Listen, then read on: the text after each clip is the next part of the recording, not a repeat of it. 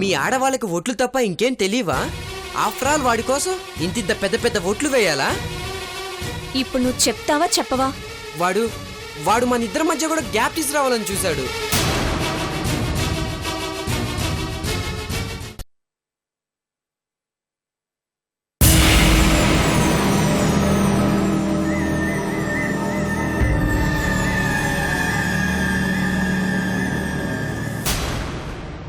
ఎక్కడికి?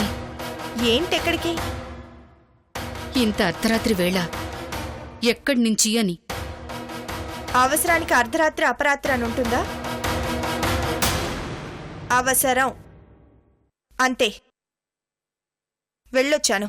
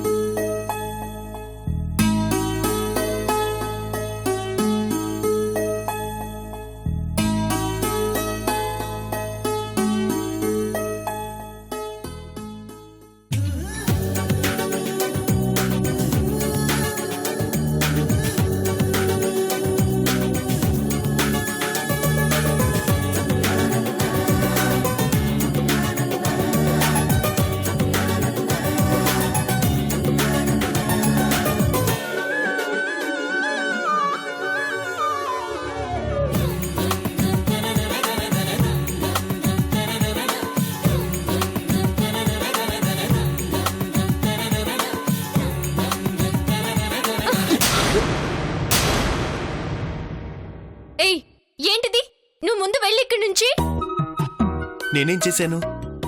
ఫస్ట్ పిలిచాను, నువ్వేమో లేవలేదు. తట్టి లేపాను. నిద్ర లేపడం కూడా తప్పేనా? ఇలాగేనా లేపడం? అందరూ చేత్తో తట్టి లేపుతారు. పెళ్ళానవి కాబట్టి పెదాలతో తట్టి లేపాను. ఏ తప్పా? బాబు, నువ్వు వద్దు, నీ టచింగ్స్ వద్దు. అసలు నువ్వు నా గదిలోకి ఎందుకు వచ్చావు? నా నిద్ర నేను లేవగలను. ఇంకెప్పుడు ఇలాంటి పిచ్చి పిచ్చి చేష్టలు చేయకు. ఏంటి వింటున్నాను కదా అని ఇష్టం వచ్చినట్టు మాట్లాడుతున్నావు? అసలు నువ్వు మీ అమ్మతో అన్న మాటలు గుర్తున్నాయా? ఎందుకు గుర్తులేవు? బానే గుర్తున్నాయి. ఏమన్నావు ఒకసారి చెప్పు. ఏమన్నాను? నందిని కనిస్తేనే నాన్న మారేటట్టయితే ఆయన్ని మారడానికి సిద్ధంగా ఉండమను అన్నాను. అంటే ఏంటి? నువ్వు కండానికి సిద్ధంగా ఉన్నట్టేగా? అవును. ఏది? ఎక్కడా? ఈ మాత్రం నిద్ర లేపినందుకే రాద్ధాంతం చేసి గదిలోకి రావద్దంటున్నావు. ఇక మనం ఎప్పుడు కాపురం చేయాలి? నువ్వు నందినిని ఎప్పుడు కనాలి? మీ నాన్నకి ఎప్పుడు ఇవ్వాలి? ఆయన ఎప్పుడు మనల్ని క్షమించాలి? అదే నాకు అర్థం కావడం లేదు విజయ్. కదా, కాబట్టి అన్నమాట గుర్తుపెట్టుకో.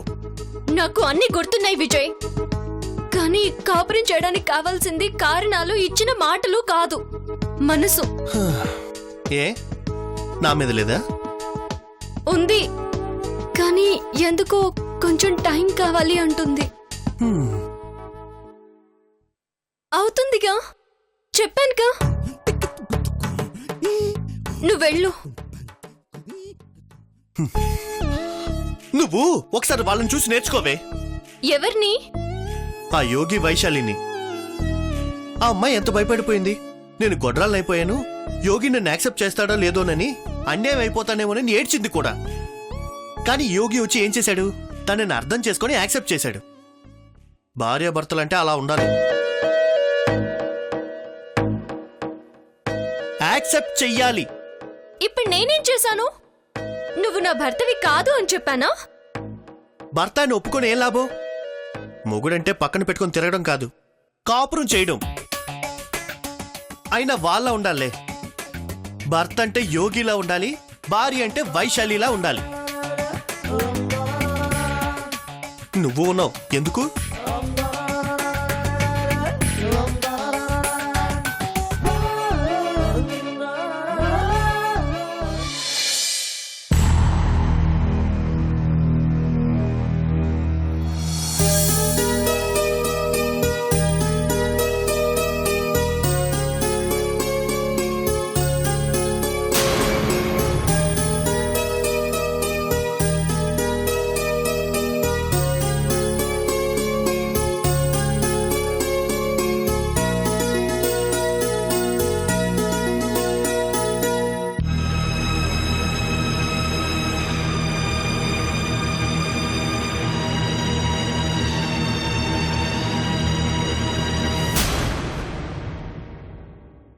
యోగి, యోగి, యోగి.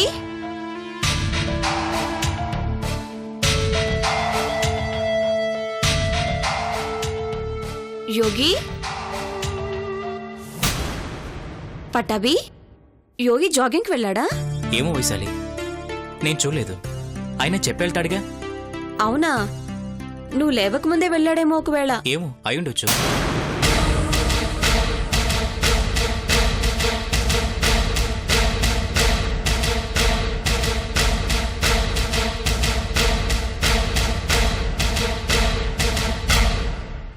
ఇతనెప్పుడు వెళ్ళాడు? చెప్పెళ్ళొచ్చు కదా.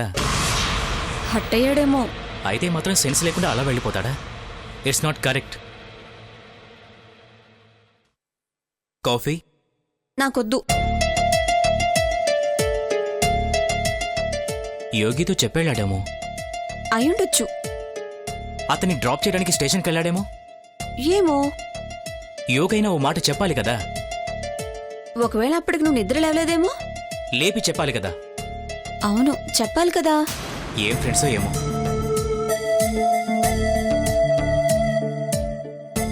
అవును, వాళ్ళిద్దరికి పట్టం లేదు కదా. యోగి ఎందుకు డ్రాప్ చేయడానికి వెళ్తాడు? వెళ్ళుండడు. అవును, వెళ్ళుండడు. ఒకవేళ నిద్ర లేవకముందే ఇద్దరు వెళ్ళిపోయారేమో. ఒకరు స్టేషన్కి, ఒకరు జాగింగ్కి. అయ్యుండొచ్చు.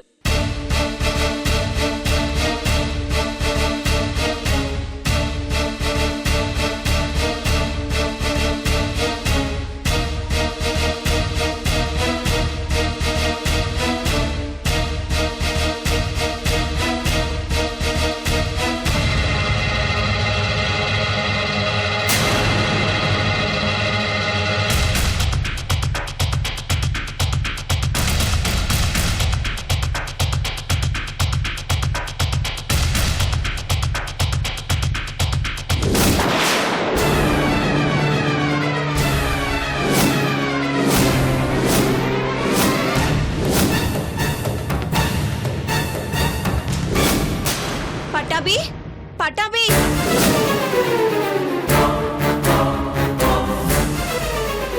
ఏంటి వైశాలి?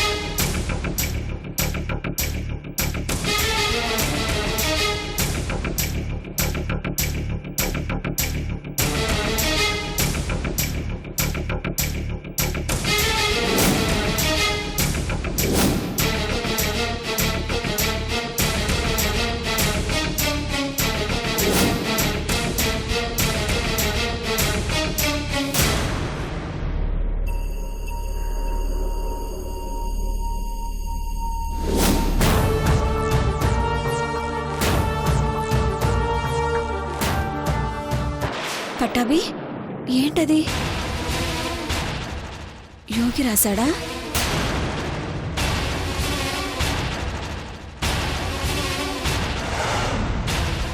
వద్దు, నువ్వు చదవద్దు. చదవని పట్టాభి, చదవని నన్ను.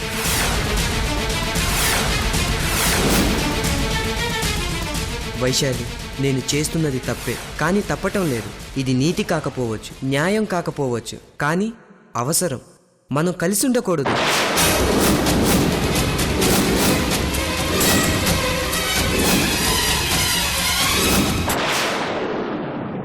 నేను చందును తిట్టింది అబద్ధం కాదు, వాడిని వెళ్ళిపోమని చెప్పింది అబద్ధం కాదు, అన్నయ్యతో అన్న మాటలు అబద్ధం కాదు, చివరికి రాత్రి నీతో మాట్లాడిన మాటలు కూడా అబద్ధం కాదు. ఈ ఉత్తరం రాయటానికి ముందు నువ్వు నా గుండెలపై పడుకున్నంత వరకు నేను చెప్పిన ప్రతి మాట నా గుండెల నుంచి వచ్చింది. ఎప్పుడైతే నువ్వు ప్రశాంతంగా ధైర్యంగా నా గుండెలపై పడుకొని నిద్రపోయావో ఆ క్షణం నుంచి నాకు నిద్ర పట్టడం లేదు. నాలో ఆలోచన రేపేంటి అన్న ప్రశ్న మొదలైంది, వెంటాడింది. సమాధానం కోసం చాలా ఆలోచించాను, సమాధానం దొరకలేదు. నువ్వు తల్లివి కాలేవు, నేను తండ్రిని కాలేను.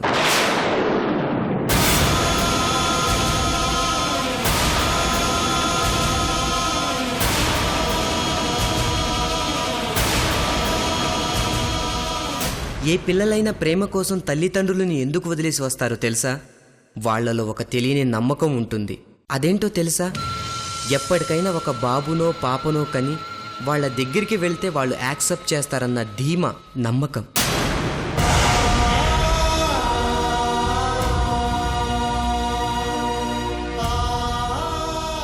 ఇప్పుడు నీతో కలిసుంటే నాకు ఆ నమ్మకం, ధైర్యం రెండూ ఉండవు. వైశాలి, ఒక్కటి గుర్తుపెట్టుకో, ఇంటి పేరు నిలబెట్టేవాడు ఇంట్లో లేకపోయినా పర్వాలేదు, కానీ ఇంటి పేరు నిలబెట్టలేనివాడు ఎక్కడున్నా ఉపయోగం లేదు.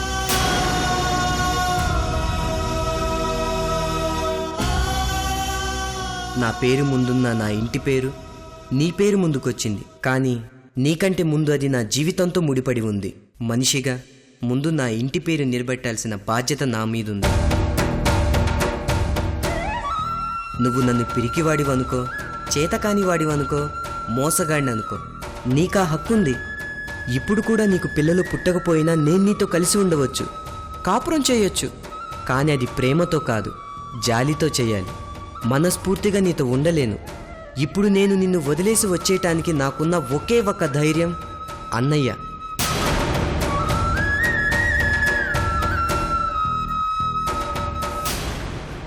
నేను వదిలేసినట్టు ఆయన నిన్ను వదలడు. అన్నయ్య చాలా గొప్ప మనిషి, నాకు తెలుసు. నేను ఇలా అనకూడదు, బట్ ఇప్పుడు నీకిది అవసరం. పట్టాభిని నువ్వు మళ్ళీ భర్తగా ఎందుకు స్వీకరించకూడదు?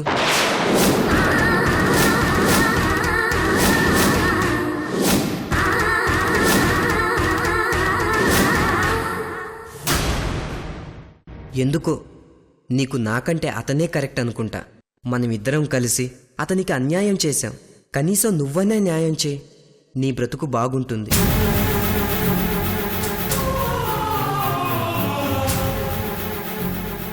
నిన్ను కట్టుకున్నాడన్న అధికారంతో నిన్ను నాకు కట్టపెట్టాడు అంటే అతనికి ఇంకా నీ మీద అధికారం పోలేదు. ఏ బాధ్యతతో భర్తగా హాస్పిటల్లో సంతకం చేశాడో అదే బాధ్యతతో నిన్ను మళ్ళీ స్వీకరిస్తాడు.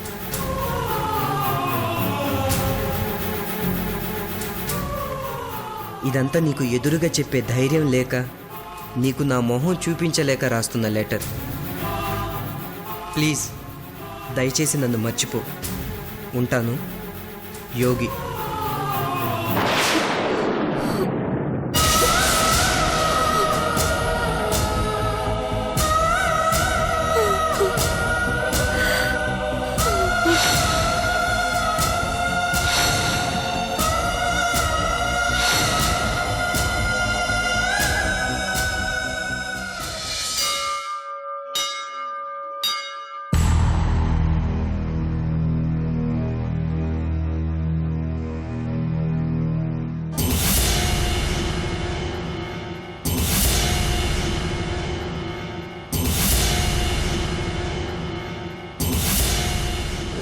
సర్లే, నువ్వు బయట వెయిట్ చేయి.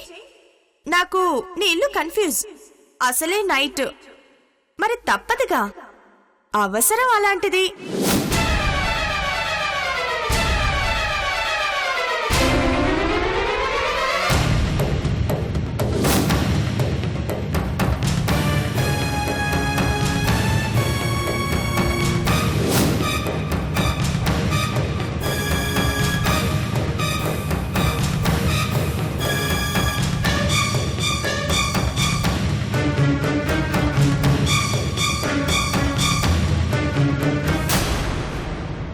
నమ్మలేకపోతున్నాను.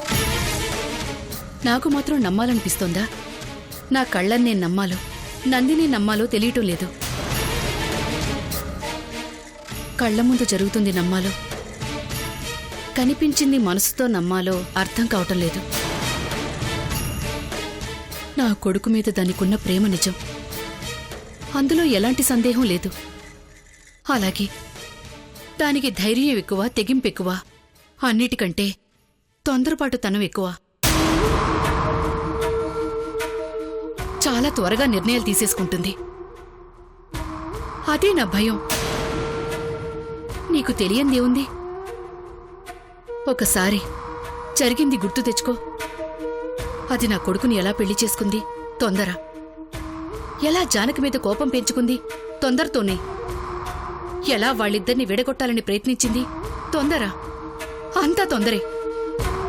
దానివల్ల అది బాధపడుతుంది, అందర్నీ బాధ పెడుతుంది. ఇలాగే ఇప్పుడు తొందరపడి దాని బ్రతుకు ఎక్కడ నాశనం చేసుకుంటుందోనని చిన్న భయంగా ఉంది ప్రవళిక.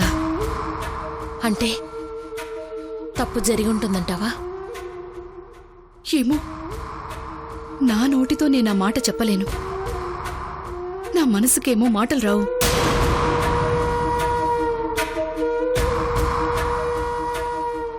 అర్ధరాత్రి పూట ఒక ఆడది ఒక పరాయి మగాడి ఇంటికి ఎందుకు వెళ్తుంది?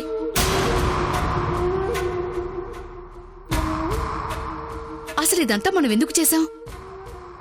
అది నా కొడుకును మర్చిపోయి హాయిగా ఇంకొకరిని పెళ్లి చేసుకుని దాని బ్రతుకు అది బ్రతుకుతుందనేగా.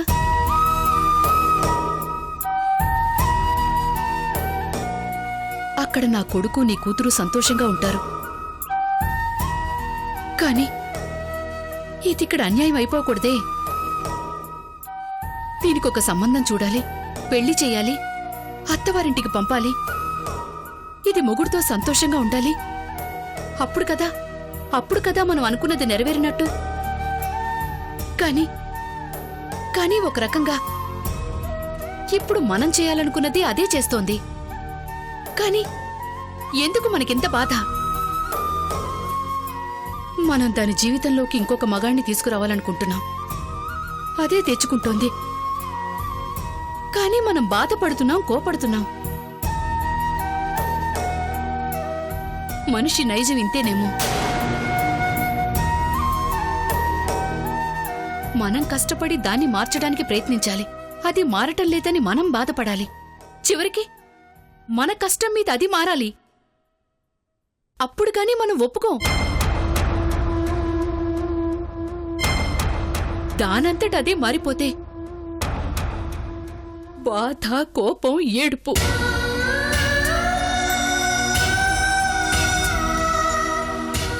అదే కరెక్టేమో అనిపిస్తోంది. నేనే కరెక్ట్గా లేనా అనిపిస్తోంది. నా కొడుకుని ఇంత త్వరగా మర్చిపోయిందా అని కోపం, బాధ. మర్చిపోవాలి, కానీ తొందరగా మర్చిపోకూడదు. ఏమిటో ఎందుకిలా తయారవుతున్నానో.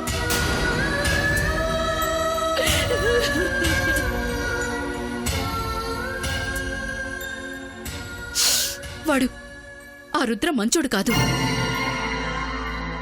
మొదట్నుంచి వాడి వ్యక్తిత్వమే మంచిది కాదు. దాని జీవితం ఎక్కడ పాడవుతుందోనన్న భయం. కథంతా సుఖాంతం అయిపోయిందనుకున్న సమయానికి ఇంకో కొత్త కథ మొదలవుతుందేమోనని నా బాధ. సమస్యలన్నీ తీరిపోయాయి అనుకునేసరికి మళ్ళీ కొత్త సమస్య మొదలవుతుందని భయం. నాకు ఏం చెయ్యాలో అర్థం కావటం లేదు ప్రవల్లిక.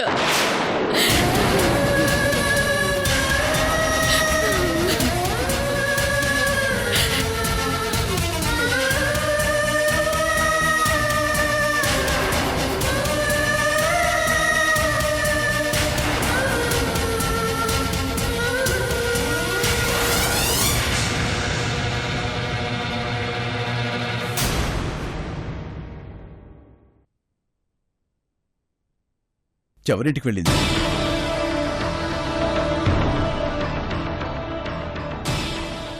రుద్ర